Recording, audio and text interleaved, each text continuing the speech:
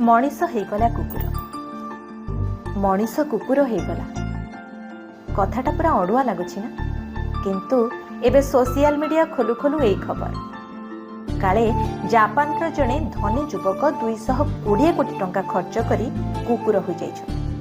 हाँ ए जो भिजुआल आपण देखुछन्ती एहा भूल नुह किंतु एहा पूरा सत भी नुह।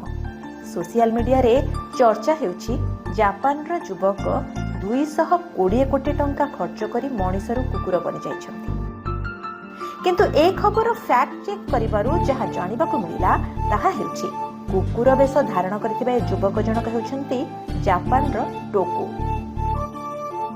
पिला बेलु ताकर पशु मानक प्रति खूब दुर्बलता और स्नेह तेणु से कुकुर मानक परे जीवन बंचिबाकु इच्छा कले।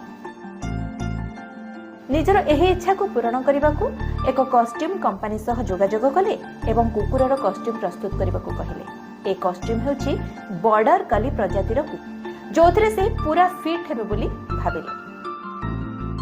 आउ गोटे सत कथा जानती कुकुरर एभली कॉस्ट्यूम प्रस्तुत करबा लागि से 220 टंका कुकुरर एभली कॉस्ट्यूम प्रस्तुत करबा लागि से 220 कोटी टंका खर्च करि नाहते बरं भारतीय मुद्रा हिसाब रे 20 रु 22 लाख टंका खर्च।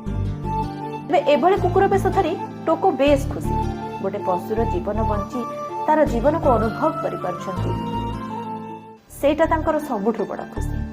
ए कॉस्ट्यूम रे से जेतेबेले बाहर को आसिले तांको अन्य कुकुर माने देखि काबा होई चाहिए आ लोक माने भी आश्चर्य